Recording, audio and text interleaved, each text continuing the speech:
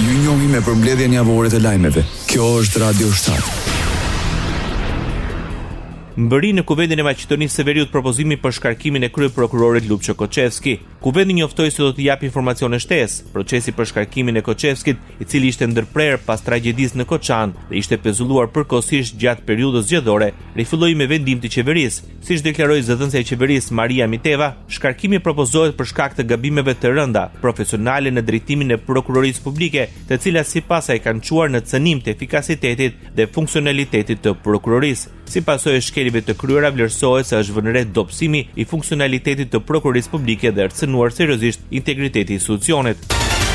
Qeveria e Republikës Maqedonisë së Veriut miratoi propozimin për shkarkimin e kryeprokurorit Lupço Koçevski. Vendimi i takon tani deputetëve të cilët duhet të votojnë pro ose kundër propozimit për shkarkimin e Koçevskit. Qeveria ndërmori nismë për shkarkimin e Koçevskit prekohesh, por procesi u ndërprer për shkak të tragjedisë në Koçan. Qeveria theksoi se të gjitha pengesat ligjore janë tejkaluar dhe se pas marrjes së mendimit të Këshillit të Prokurorëve Publik, propozimi për shkarkimin e Koçevskit i dorëzohet deputetëve. Qëllimi ynë mbetet i qartë, forcimi i sundimit të ligjit dhe garantimi i sigurisë së papenguar të autoriteteve të ndjekjes në shërbim të qytetarëve, tha Maria Miteva, zëdhënëse e qeverisë së Republikës Maqedonisë së Veriut.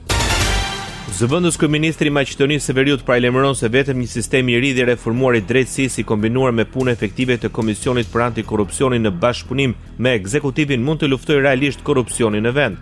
Apeli i zëvendës kryeministrit Arben Fetaj erdhi në forumin rajonal nga politika në impakt, ku diskutua përparimi i reformave në Ballkanin Perëndimor. Fetaj premtoi miratimin sa më shpejt të strategjisë së re kundër korrupsionit. Për zëvendës kryeministrin e Republikës Maqedonisë së Veriut, problemi kryesor mbetet sistemi i drejtësisë, i cili sipas tij është jo funksional dhe nuk gëzon besimin e qytetarëve.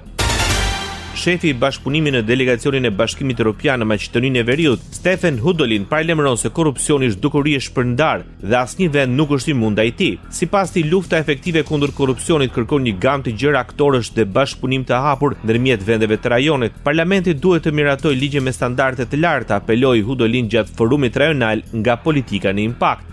Pjesëmarrësit theksuan se lufta ndaj korrupsionit jo vetëm që rrit besimin e qytetarëve në institucionet shtetërore, por është dhe një nga kriteret kyçe për të përparuar drejt integrimit në Bashkimin Evropian.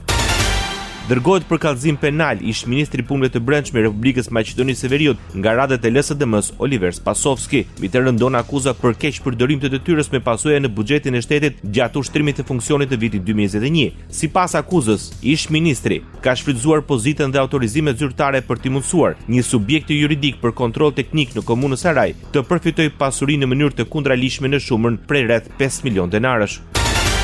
Opozita maqedonase paralajmëron se shumica në pushtet planifikon të pranojë migrantë në formën e punëtorëve ekonomik. VMRO-DPMNE do të riemërojë statusin e migrantëve në punëtor ekonomik, me sa duket kjo është arsyeja pse u premtojnë atyre punë dhe akomodim pra qëndrim të prershëm, paralajmëron LSDM.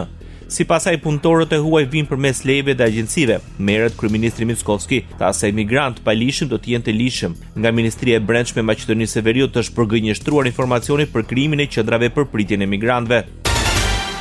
Ministri i punëve të brendshme i Maqedonisë së Veriut hedh poshtë informacionet e publikuara në media për hapjet e qendrave për emigrantët. Maqedonia as nuk po shqyrton dhe as nuk ka ndonjë shans të pranojë të jetë qendër për pranimin e emigrantëve ose vendodhje për hapjen e kampeve të emigrantëve, deklaroi Pançe Toshkovski. Reagimi erdhi gjatë konferencës ndërkombëtare të Aleancës Globale për luftimin e kontrabandës së emigrantëve në Bruksel. Për Toshkovskin, kjo nuk është shqyrtuar dhe as nuk është diskutuar nga Ministria e Punëve të Brendshme. Thellimi i bashkëpunimit ushtarak ndërmjet Shteteve të Bashkuara të Amerikës dhe Maqedonisë së Veriut ishte në thelb takimi ndërmjet General-Major Gregory Knight në Maqedoni dhe kryeministrit Hristijan Mickovski. Biseda u fokusua në thellimin e bashkëpunimit ndërmjet institucioneve, veçanërisht në fushën e trajnimit, shkëmbimit të përvojave dhe mbështetjes në ndërtimin e kapaciteteve mbrojtëse moderne dhe efikase, thuhet mes të tjerash në mesazhin e kryeministrit të Maqedonisë së Veriut Hristijan Mickovski. Sipas agjendës është parashikuar të takimi me presidenten Gordana Cilenovska-Davkova. Politik. Kryeministri i Republikës Maqedonisë së Veriut thotë se është gati në çdo kohë për zgjedhjet parakoshme. Hristijan Mickovski deklaroi se do të ketë ristrukturim të qeverisë përfshir mundësinë e rishikimit të zëvendës kryeministrave. Me këtë do të plotësonim ekipin udhëheqës në zgjedhjet e ardhshme parlamentare në pranverë të vitit 2028, por dhe nëse ndodhin të parakoshmet, këtu jemi të gatshëm të dalim dhe një herë dhe të imposhtim kundërshtarët politik, deklaroi Hristijan Mickovski. Pas dorëheqjes së Zeqëria Ibrahimit nga posti si kryetare e Alternativës në Republikën e Maqedonisë së Veriut, partinë do ta udhëheqë Bekim Sali. Me marrjen zyrtarisht të detyrës, ai u bëri thirrje anëtarëve të partisë së tij dhe vlenit që të qëndrojnë të bashkuar që punën e nisur ta vazhdojnë me energji dhe vullnet. Suksesi ynë do të varet nga pjekuria, uniteti dhe guximi për të shërbyer qytetarëve me respekt dhe transparencë, apeloi Bekim Sali. Kryetari i Alternativës Zeqëria Ibrahim në një status në rrjetin social njoftoi dorëheqjen nga posti i kryetarit të partisë. Mes të tjerash, Ibrahimi theksoi se deri në kongresin e ardhshëm Alternativën do ta udhëheqë Bekim Sali. Ekonomi. Kuvendi i Maqedonisë së Veriut miraton 6.7 miliardë euro për buxhetin e vitit 2026. Pro ti votuan 71 deputet dhe 14 ishin kundër. Në buxhetin e vitit të ardhshëm të ardhurat totale janë projektuar në 6.1 miliardë euro, kurse shpenzimet në 6.7 miliardë euro.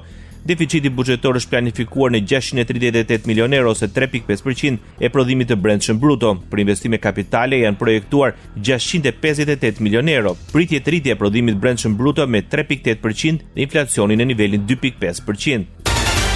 VMRO-DPMNE, shumica qeverise në Maqedoninë e Veriut e vlerëson buxhetin si europian. Ky buxhet ka disiplinë financiare, faturim elektronik, taksa minimale globale, reforma sistemore, tha mes të tjerash deputeti VMRO-DPMNE-s Javan Jauleski. Ndërsa Jovan Mitreski nga LSDM-ja, opozita maqedonase vlerësoi se niveli i investimeve është fyrje për vetë fjalën kapitale. Sociale. BDI në Republikën e Maqedonisë së Veriut kërkon të rreqjen e menjëhershme të librit të gjeografisë për klasën e 7. Shkak sipas saj janë pasaktësitë në tekste ku në pjesën për Republikën e Kosovës përdoret fjala metoi. Nga Bashkimi Demokratik për Integrim thonë se përgjegjësia për këtë bie drejt për drejt mbi strukturat qeverisëse të cilat përfaqësohen në Ministrinë e Arsimit dhe Komisionin për Tekste Shkollore. Bashkimi Demokratik për Integrim shpreh shqetësimin e thellë për këtë qasje tendencioze sipas saj dhe për pasaktësitë e rënda që gjenden në librin e gjeografisë për klasën e 7 të miratuar nga Komisioni Kombëtar për Tekstet Shkollore më 5 gusht 2025. BDI kërkon urgjentisht të riqet libri nga përdorimi, të rishikohet dhe të korrigjohet përmbajtja sipas standardeve shkencore dhe të politikës shtetërore. Koalicioni bashkëqeverisës vlen në Maqedoninë e Veriut e komentoi një lojë të vonuar dhe të paturpshme kërkesën e BDI-s për heqjen nga qarkullimi të librit të gjeografisë 7. Nga vlen thonë se BDI nuk ka asnjë moral që të flasë për gabime në tekstet shkollore ku për 15 vite me radhë ka mbajtur Ministrinë e Arsimit dhe ka lejuar që gjenerata të tëra të rriten me shtrëmbërime, me fyrje dhe me mohime të identitetit shqiptar. Sipas koalicionit vlen zëvendës ministri i Arsimit, Lulzim Aliu kërkoi verifikimin e menjëhershëm dhe korrigjim pa vonesa të gabimeve, duke treguar se përgjegjësia institucionale është standardi dhe jo fasiliteti politik i BDI-s. Ndoqet përmbledhjen javore të lajmeve. Kjo është Radio 7, zëri pozitiv i qytetit.